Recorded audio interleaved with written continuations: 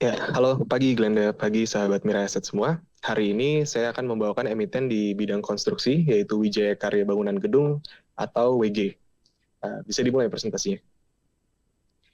Ya, WG ini atau Wijaya Karya Bangunan Gedung didirikan di tahun 2008, yang tujuannya itu untuk spesialisasi dalam konstruksi bangunan. Awalnya tidak ada yang membedakan WG dengan perusahaan konstruksi lainnya, tapi di tahun 2016 WG mulai mengimplementasikan adanya digital aspek mereka yaitu BIM, dan juga mereka menjual produk bangunan yaitu yang modular. Yang di mana modular ini produk dari konstruksinya itu bisa mudah untuk diinstalasi pada site-nya, dan juga untuk fabrikasinya mereka ada di off-site. Jadi untuk bisnis segmen dari WG ini terbagi menjadi beberapa konstruksi bangunan, terbagi menjadi beberapa, yaitu konstruksi bangunan, fabrikasi offsite, dan juga ada konsesi wilayah. Ya, next. Di tahun 2023, WG mendapatkan proyek dari pemerintah. Itu kita bisa lihat di 84,67%. Nah, proyek ini yang dari pemerintah ini mulai naik signifikan pada beberapa tahun terakhir dikarenakan adanya proyek IKN yang ada di Kalimantan. Kemudian untuk dari swasta atau juga BUMN terlihat adanya tren penurunan dari tahun ke tahun. Namun tidak menutup ke depannya kalau misalkan pembangunan untuk BUMN dan juga swasta itu akan tetap turun. Kemudian kita bisa melihat dari jenis proyeknya. Proyeknya ini lebih fokusnya itu di fasilitas residensial dan juga fasilitas publik. Ya, next. Di tahun 2023 ini, WG mendapatkan 26 proyek, di mana beratnya itu pada segmen konstruksi. Nah, dari segmen konstruksi ini, dia ada dari 9 dari pemerintah, terus juga ada 4 dari perusahaan swasta, dan juga 1 dari BUMN.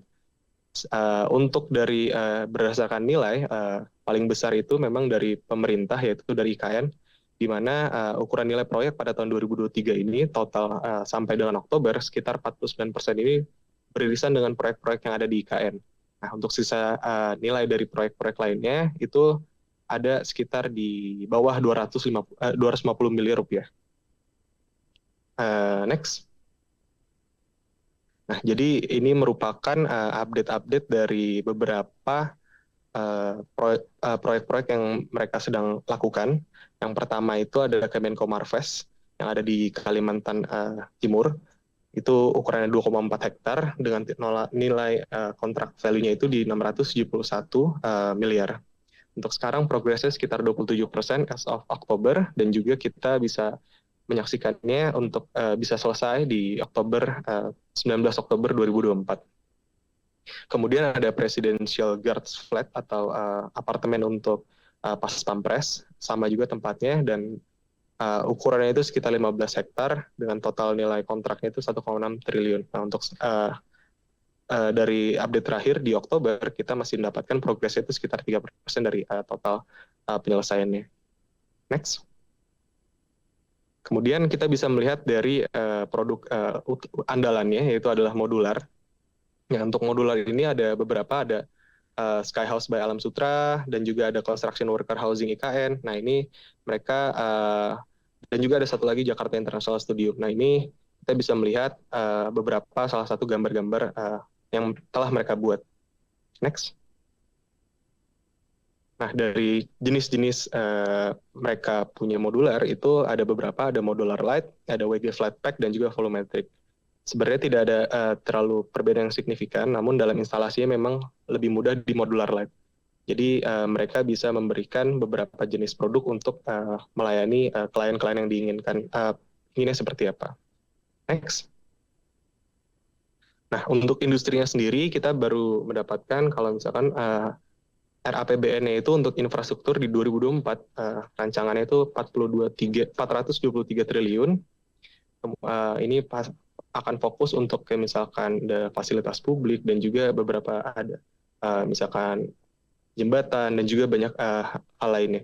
Nah, kemudian kita bisa melihat lagi dari suku bunga. Suku bunga ini untuk efek ke industrinya itu adalah tekanan biaya beban keuangan yang tinggi yang dirasakan oleh beberapa pemain besar di konstruksi.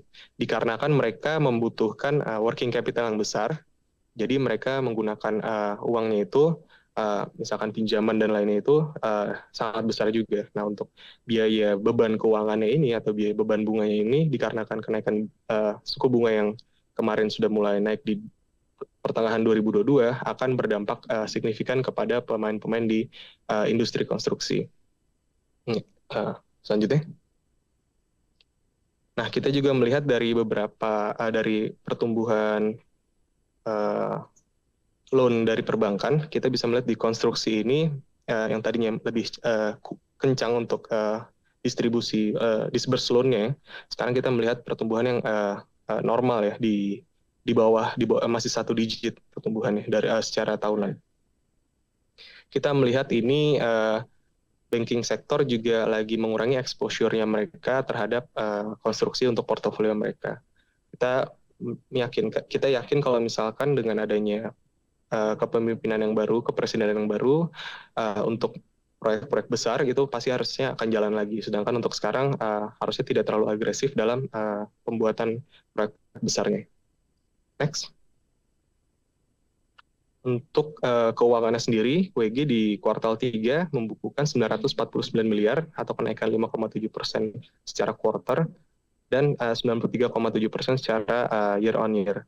Ini dikarenakan adanya kontrak-kontrak baru dari government, yaitu ada IKN dan juga ada beberapa proyek yang sudah selesai di tahun 2022 seperti Airport Doho yang ada di Kediri. Untuk secara kumulatifnya, dia membukukan 2,5 triliun atau kenaikan 53,8% secara year on year.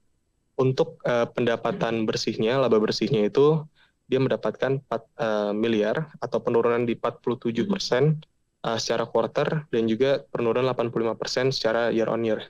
Ini dikarenakan adanya kerugian yang agak signifikan di non-operasional. Kemudian untuk secara kumulatifnya, laba bersih ada di 21 miliar atau penurunan sekitar 76,7% secara year on year. Next. Untuk sekarang kita tidak memberikan rating kepada company-nya, tapi kita melihat untuk WG sekarang ini diperdagangkan di PB rasio price to book value yang rendah. Tapi kita melihat ini di angka yang fair dikarenakan adanya kondisi ekonomi yang masih tidak terlalu menguntungkan untuk industri konstruksi. Kemudian juga kita masih menunggu dari presidential election.